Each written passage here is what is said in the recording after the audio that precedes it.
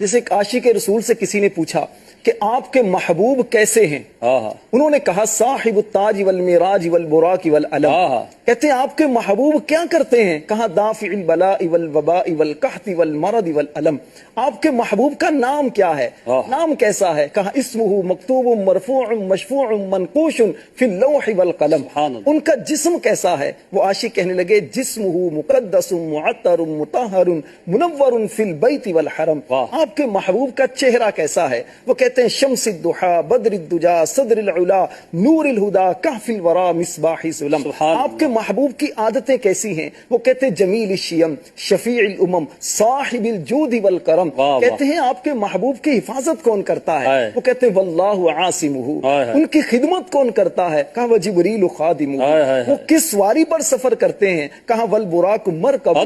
وہ سفر کہاں کا کرتے ہیں؟ کہا والمیراج سفرہ. وہ سفر کا مقام کیا ہے؟ کہا وسدرۃ المنتہا مقامہ.